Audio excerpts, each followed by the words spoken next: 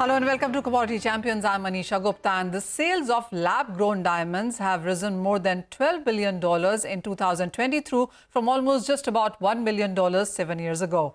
To meet the growing demand for these synthetic diamonds, the market volume is expected to double from 9 million carats in 2022 to over 19 million carats in 2030. With a 26% market share in production, India is the biggest contributor in this industry. In fact, the volumes in India grew by 5% on a year-on-year basis in April to July 2023. To talk further about the future of lab-grown diamonds, we are now joined by Pooja, Sheth, Madhavan, who's founder and managing director at Limelight Diamonds. Sanket Patel is director at Greenlab Diamonds, and joining us also is Parag Agrawal. He's chief executive officer at Fiona Diamonds. Thank you so much for joining us. And lab-grown diamonds clearly is an exciting space to be. In the last couple of years, we've seen the buzz continue on the higher side. The numbers gradually, though, have continued to increase as well.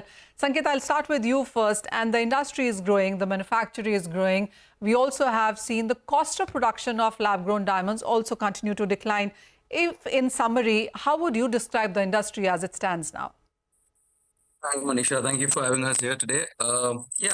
We have a good question with the pricing on how the pricing have declined and now it's stabilizing. As we all know, when there is a niche demand of a particular product in the earlier stages, the prices were really high.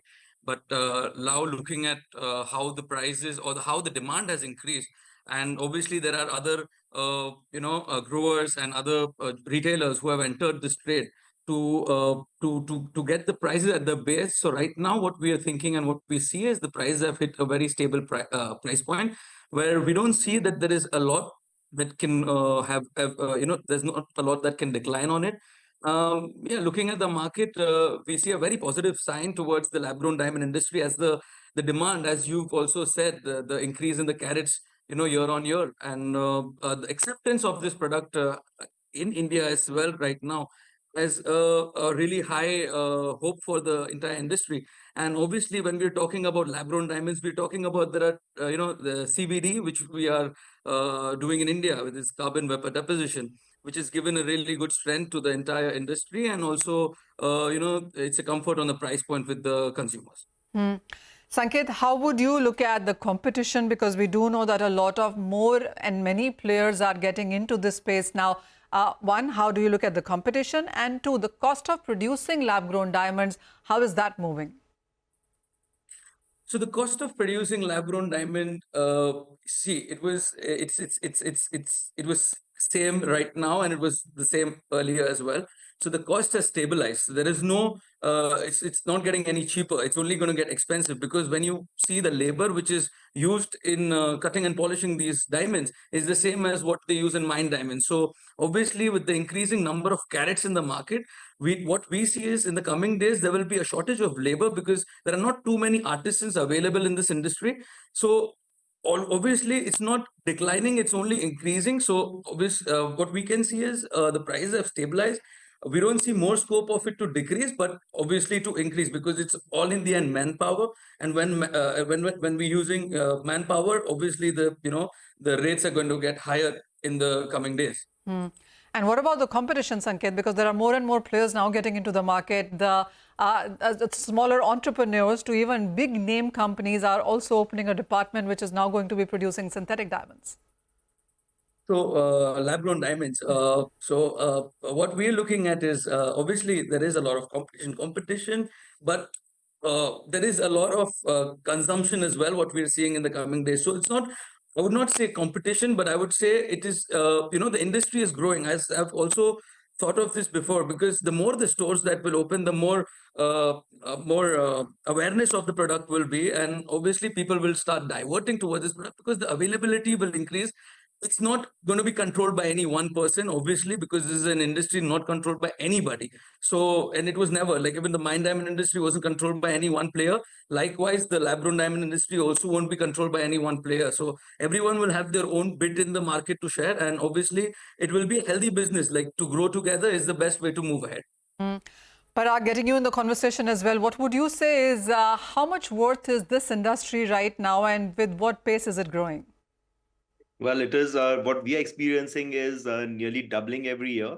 because as the awareness is increasing, like Sanket said, and more is the acceptance, because especially after Modi ji gifting it to Joe Biden's wife, the winds have changed, and all of them would agree with this. With more and more player, it's like more of validation which is coming in. So market, I feel like in the US, it was 1 out of 2 engagement rings being sold were lab diamonds, which was much. It got there much faster than expected. So the Indian market also is about 265 million right now, and it would be crossing 1 billion in the next 2 years. Just the local retail market. Pooja, as Parag says, that it's a 265 million market in the Indian space right now, which is just about retail. What is your sense? What kind of growth, what kind of work, what kind of marketing needs to be put in to create more awareness? Yeah, no, absolutely. I agree with what Parag and Sanket have said. Consumers are getting more and more aware. I think lab-grown diamond is turning out to be an upgrade for every type of consumer. So a consumer who never purchased a diamond or always aspired a diamond is now being able to afford a diamond. But a consumer who is purchasing a 1 carat is now upgrading to a 2 carat. Consumer who was purchasing a 2 carat is now upgrading to a 5 carat.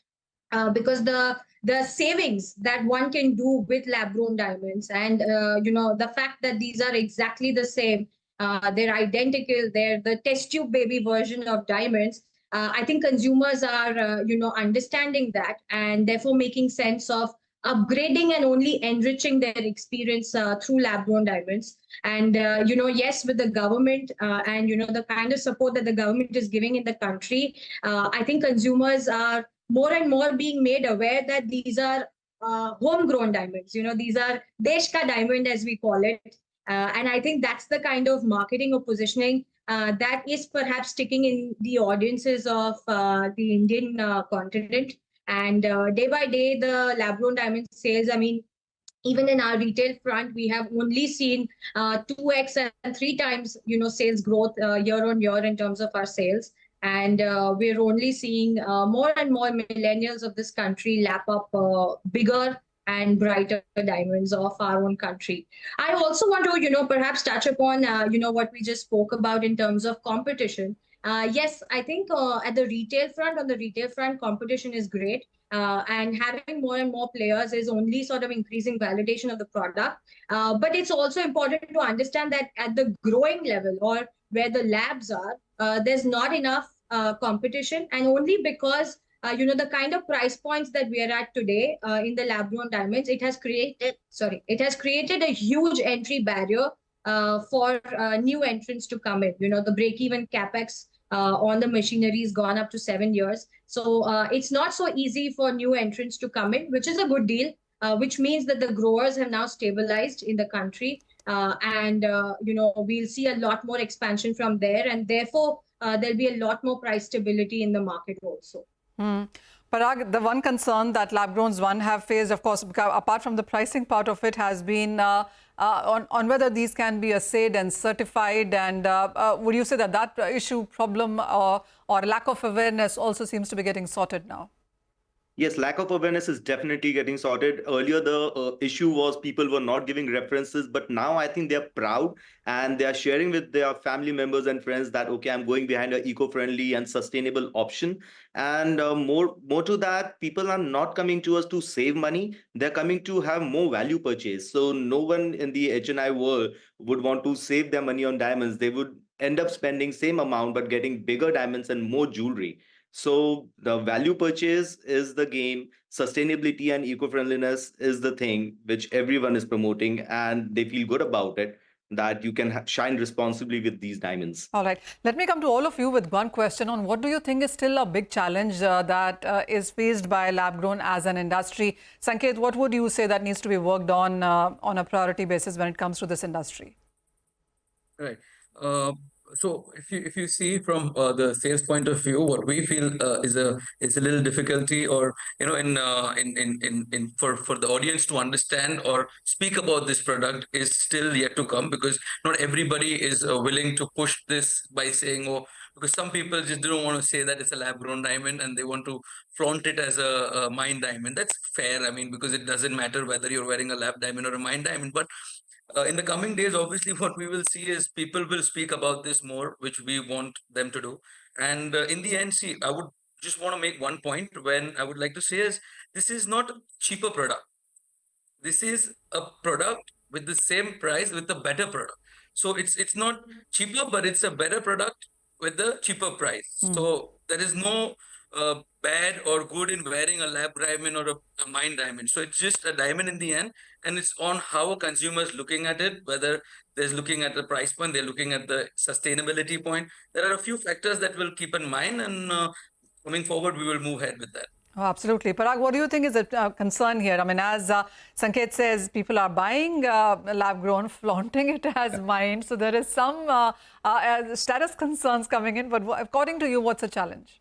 So what I see is with our brand, there are two segments of the society. One is the ultra HNI, and like Sanket mentioned, they do not want to share with people that what they're wearing, because what they fear is that their existing diamonds would turn into a lab diamond and their value would go down. Okay. So of course that is happening, but there is a bigger segment of people, which are the millennials and people who choose these diamonds for their engagement rings. Like people who come to us and tell us that I do not want blood on my fingers. I want a clean conscience, and I'd rather go for my Birkins or other bag shopping or shoe shopping and spend on experiences and get a better value purchase. So these are the people who do not mind sharing it with their friends and family, and they're promoting it. So as you say, the best marketing is your customer yourself. Right. And the mouth-to-mouth publicity is the best. So this segment of the consumer is the one who promotes it and do not shy away from sharing it with others. And it's the only ultra HNIs who do not share it. And all of us really know as sellers that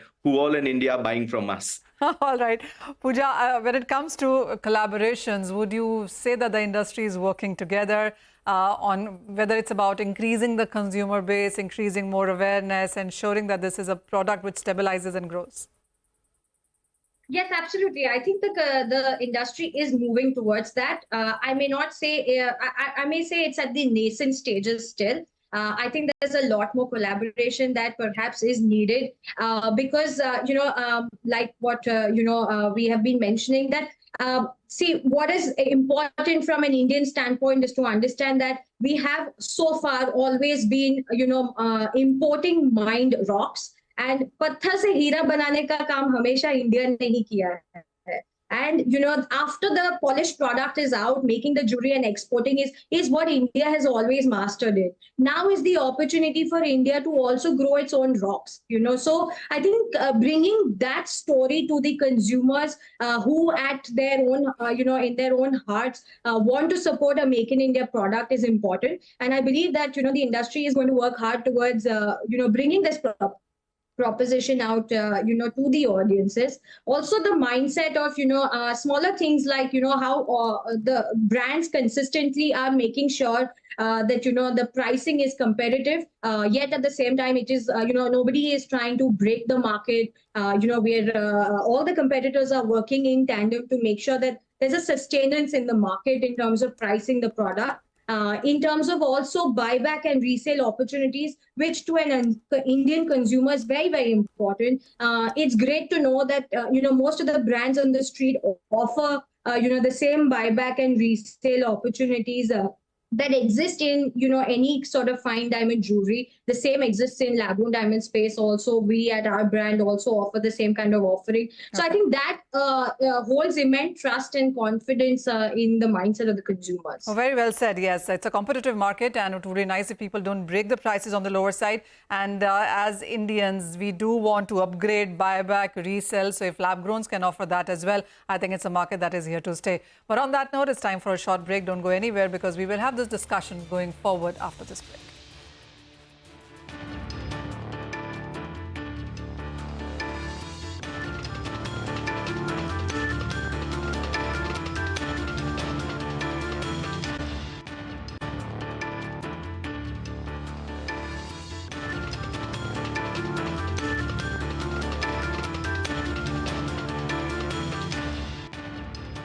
Welcome back. You're watching Commodity Champions, and we are discussing lab-grown diamonds. When you talk that subject, you talk about Make in India, because India contributes to more than 25% globally in sense of lab-growns.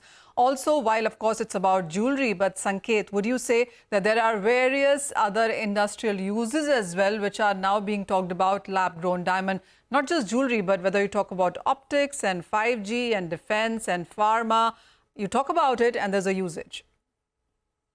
Yes, definitely. There is multiple uses of a diamond because it's already been used earlier in the stages, but obviously with the cost of mining and the resources, it was not that available, openly available.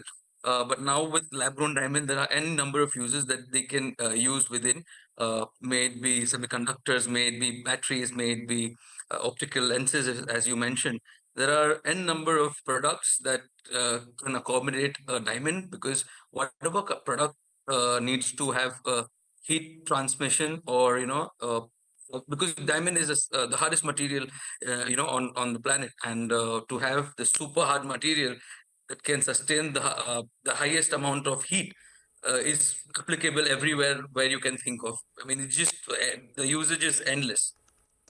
No, absolutely. So, Sanket, as we go ahead from here, would you say that, of course, jewelry is going to be a major part always, but a forward-looking statement, and how much would you see lab-growns actually contributing to these industrial uses? Ma'am, if we look, for example, right now there's a lot of research that is happening. It's not it's not executed by any particular company as of now, but there are all the markets worldwide. The government itself is working on semiconductors, may it be optical, or may it be tools. There's a lot of work that can be done in the defense segment.